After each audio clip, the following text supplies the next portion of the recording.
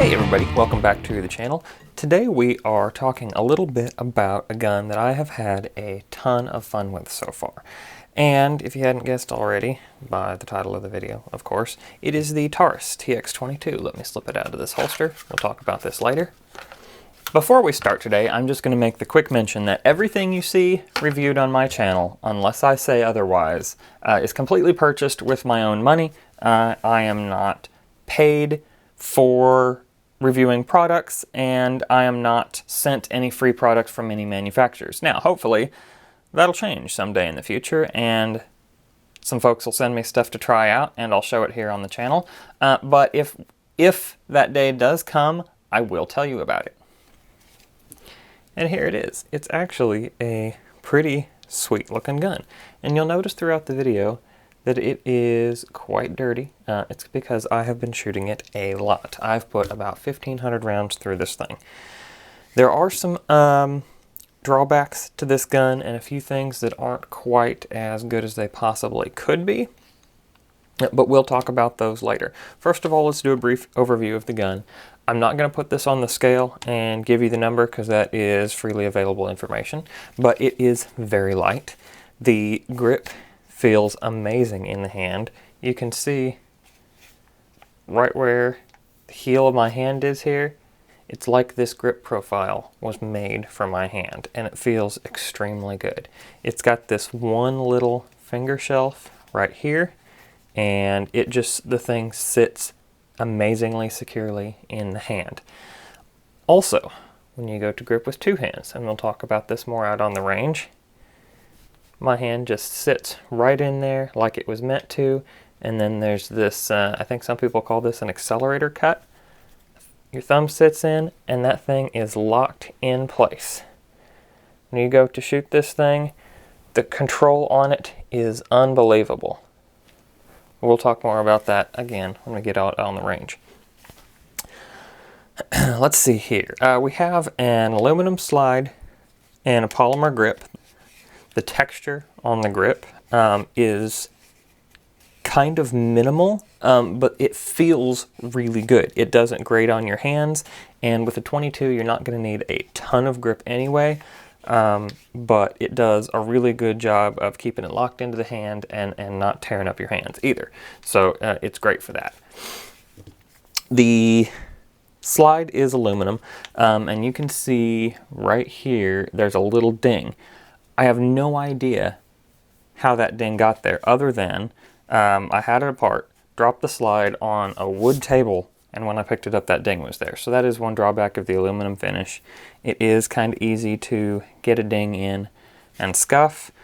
You can see right here on the other side too, there's some dings right here around the ejection port where the shells have hit, and that is through the coating, which I kind of wish was a little tougher. The sights are probably the gun's biggest weak point. They are plastic, and they are not very good for a whole lot. The rear one is adjustable, but it kind of bounces all around in the adjustment and doesn't really hold an adjustment very well. Also, you'll notice I have a stainless screw in here, and that's because the one that came on it from the factory backed out and got lost within my first 100 rounds through the gun, and my rear sight was just flopping around in here. This screw is not one of a common size. I had to dig around on the forums online to find the size, but the size of this screw is not available. I don't remember it off the top of my head right now, and unfortunately I didn't write it down. But it is a very uncommon thread size. I had to find a close thread size to that, and then not snug it up super tight so I didn't strip it, and then thread locker it in place, and it hasn't budged on me since. So I'm just going to leave it alone.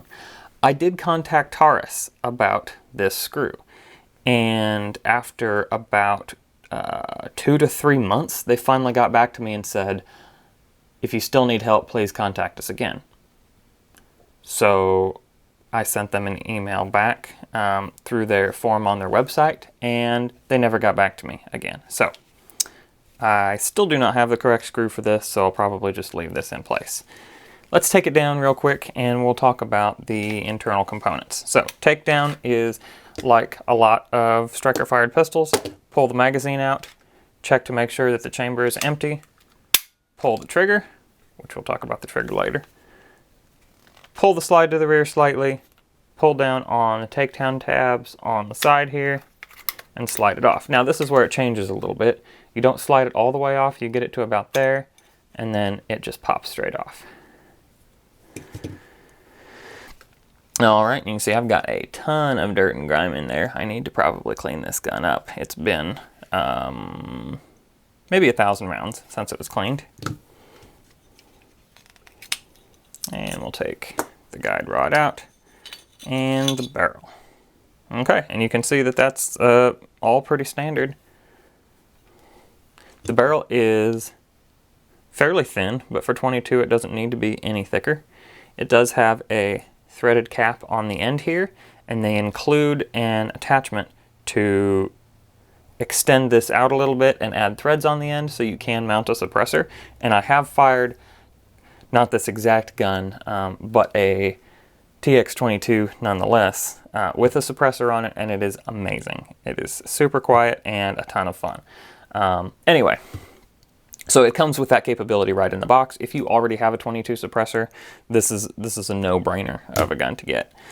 The bore on the barrel itself seems to be cut kind of crooked, and it absolutely leads up like crazy. Let me put some pictures up here for you of some patches that show the literal chunks of lead that get pushed out of this barrel when you clean it. The other thing about it is the rifling. There's all kinds of chatter marks on it. This barrel was botched, and I still have not received a reply from Taurus on getting a replacement barrel, which is something I'll need also. The accuracy is not too bad as it sits. I'm able to make some decent hits with it, but it's not as good as it could be. And I have a feeling that that is related to the quality of the barrel itself. What else can I talk about on the internals? Let's put it back together and do a little bit of talk on the trigger. Oh, one thing about putting it back together. It is a captive recoil spring, which is nice, and polymer guide rod, which doesn't really matter because it is a 22. You got to get it lined up in there just perfect into that front area. It does have a flat on one side of it here, but that doesn't actually go any particular direction. You can see there's no flat on here to line it up with. You just kind of got to wiggle it till it sits in place and then pop it in. Reassembly, you actually have to set it about there, and I've done this enough times I kind of know right where to set it, but you can see that there are cutouts in the back here, and that corresponds with the frame rails. So you get it in that spot, and then you kind of got to squeeze it together, and you wiggle it a little bit, and you'll see that'll pop that takedown lever out. So you're pushing down from the top, and then you pull back, and it's ready to go. Let's talk about the trigger. The trigger on this is 2-stage, and it feels unlike any trigger I have ever felt before. First, but you kind of got that little initial pivot, and that might be the trigger safety. It is. I didn't realize this thing had a trigger safety, but it actually does. So if I'm pulling up there and I'm not letting the trigger pull down, it's all locked up. So you've got that first little bit of flex right there, and that is disengaging the trigger safety. Then you've got the first stage, and it comes up against the wall. Now the first stage is a little heavier than a lot of guns, than a lot of the take-up you're going to find on, say, a Glock. But that's kind of good, because the second stage is super light and crisp. It is kind of amazing. It's just going to feel different than anything you've felt before on a trigger. And this system is something I'd actually love to see on a 9mm.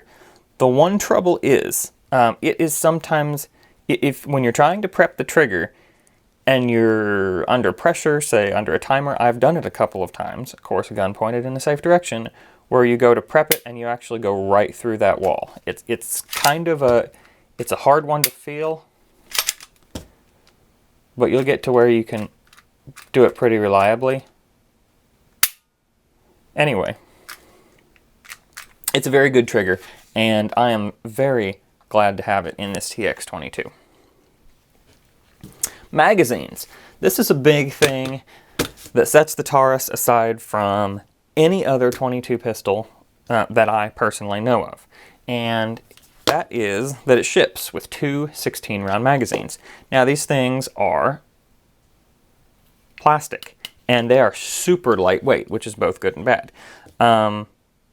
Actually, I really don't know how it's bad, because I have thrown these things around, thrown them on the ground. I think I've even stepped on them, and they don't show so much as a smudge or any indication of cracking. They seem to be pretty tough.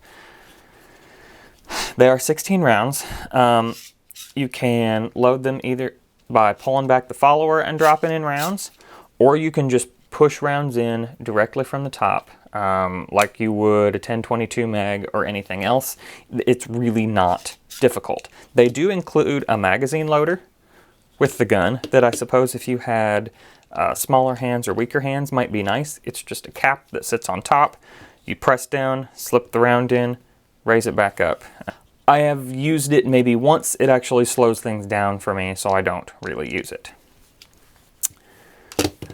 The slide release, let me put a magazine in there so you can see. Chamber is empty. The slide release, and I'm going to catch it here so that it doesn't slam all the way forward without a round in it. The slide release is very functional. Works just like it should, and we'll show that on some live ammo after a bit, but it does everything it should, and it's not too hard to hit. Sticks out just the right amount of room. The safety, I'll be honest, I haven't used it because you really don't need a safety on a gun like this. But the safety does not inhibit the travel of the slide. So you can load and unload with the safety on, which can be kind of nice and comforting for some beginners to use. You can flip it off pretty easily with your thumb. It's a little harder to get back on. You kind of got to do this motion with your hands and adjust your grip, but with your firing grip you can reach out there and click it off, no problem. It's not doesn't give you a shelf to rest on like the 1911, and it's maybe not low enough for that, but it's easy enough to click off if you should have to do that. There are not a whole lot of companies that make holsters for the TX22, but I did find one, and it sort of matches the color. It's close anyway, not exact. And this holster is actually really good. It's a kind of a thin Kydex, and it's got a thin, looks like injection molded polymer paddle on it. But this thing is super lightweight, and it seems ideally suited to the TX22. Their weights kind of match each other. If you want to carry this gun around as just a woods gun, maybe even take it squirrel hunting, or just carry it around you while you're walking around your own property or whatever, or heck, if you want to use it as a carry gun, I suppose you could. But this is a great pairing for it. Once you get this on your belt, you barely notice it's there because the whole package with everything is so light. This holster is from Forged Tech. There's their business card. Their website is forgedtechholsters.com. This holster, I believe, was about $30 or $35. Well worth it. I would buy it again, though I don't think I'll ever have to because this thing is built pretty well. It does have adjustable retention by these little squishy washers right in here.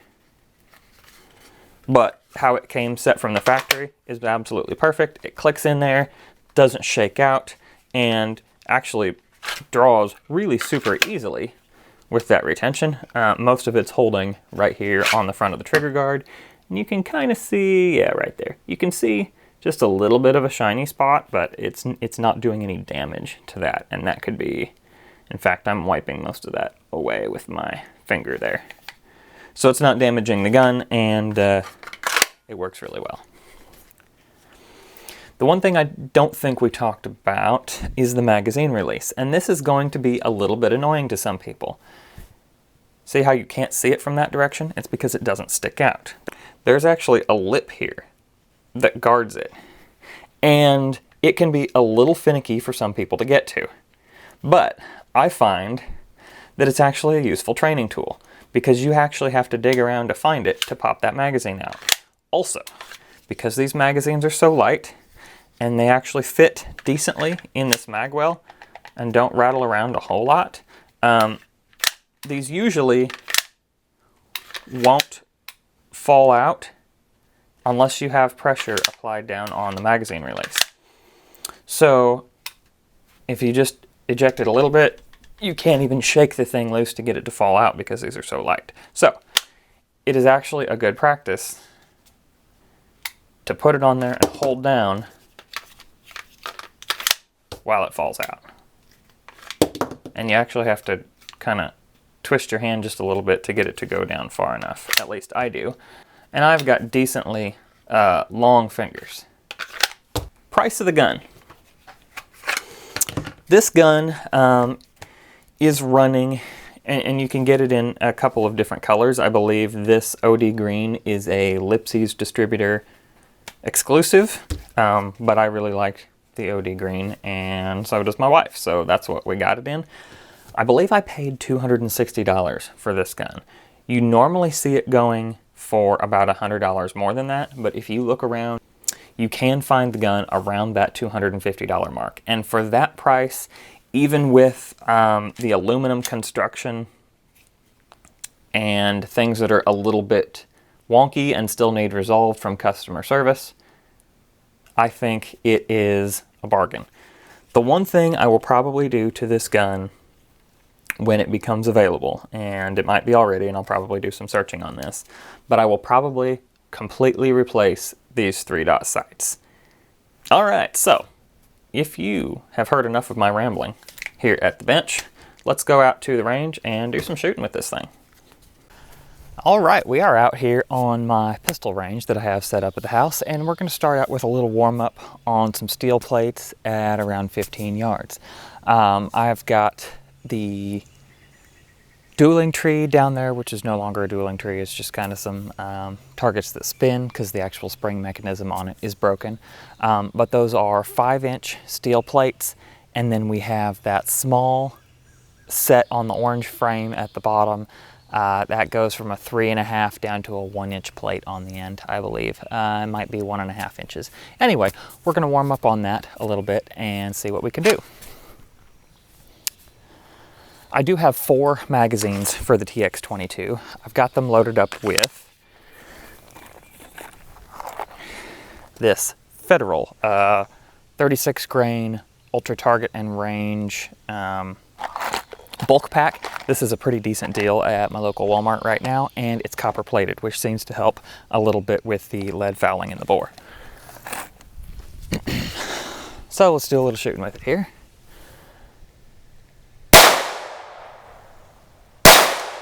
We're making some hits.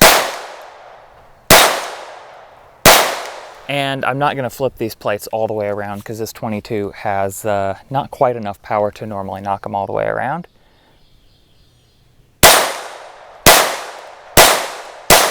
There we go. Let's do that top to bottom. Yeah, so it's fairly easy to get hits with this thing and do it pretty quickly.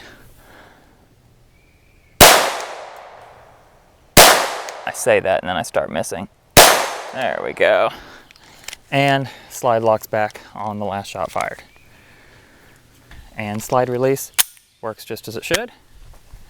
This gun is very, very dirty. It has had about 1,000 rounds through it since it was cleaned last. If we do get a jam, I'll show you. Let me go just a little bit faster here.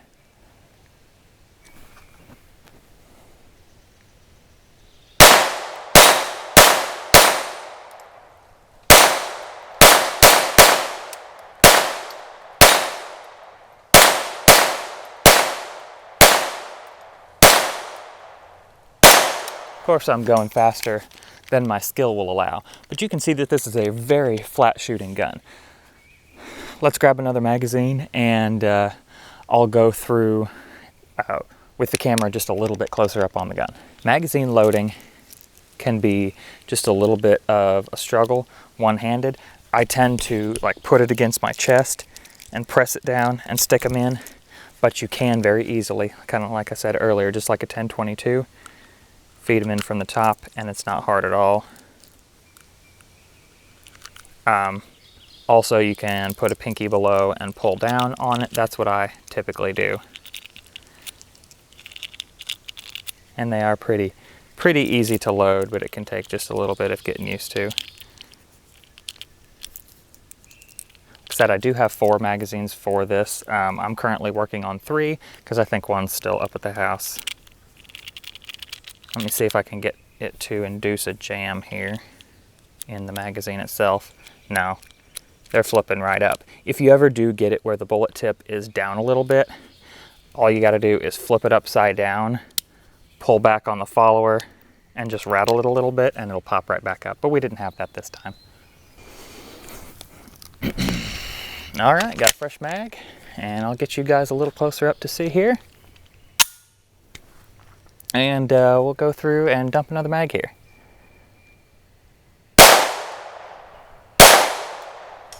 Let's see if we can hit those little targets.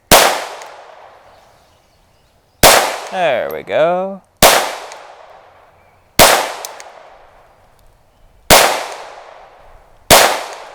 All right, I'll switch back to the bigger steel. I'm better at those.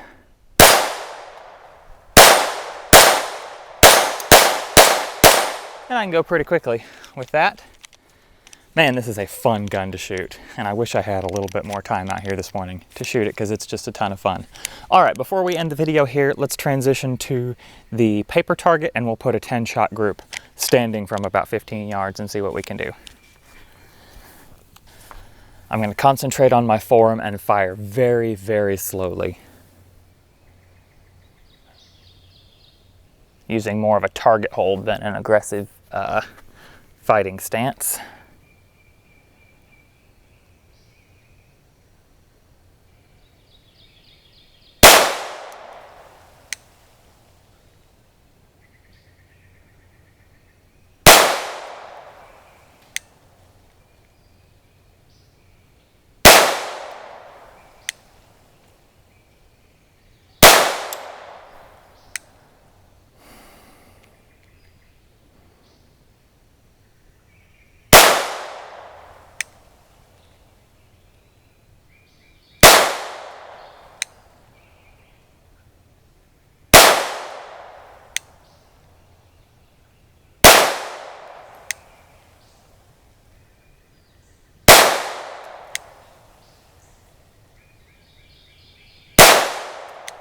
All right, I threw that last one high. But you can see that is actually a pretty decent group, especially with kind of a wonky rifled barrel. I'm gonna say that a couple of those that were outside were probably my shooting, and a couple of them probably related to the screwed up barrel. But that is plenty good for any sort of target practice, especially at shorter distances here. Let me see if I have some time. I've got just a few minutes, so I'm gonna back up to 50 yards with a magazine of 10 rounds and see if I can get any hits on those steel plates from 50 yards away. All right, I am about 50 yards away or just a little bit further. I'm gonna give myself 10 shots to try to get some hits on this steel. May not happen, but we'll see. These sights are a huge limiting factor. They are super imprecise and just really not ideal. I am going to be looking at replacing these sights sometime soon. But let's see what we can do.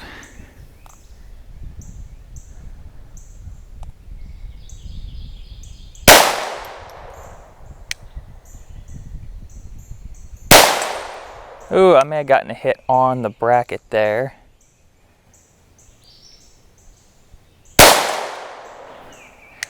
I'm hitting something metal.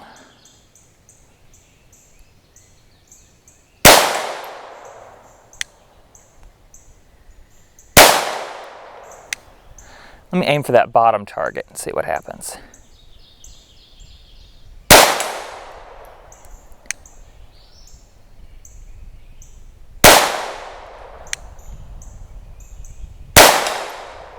Sounding like I'm getting hits. Like I said, I'm not sure if it's on the actual bracket or on the target itself. You might be able to see on that other camera.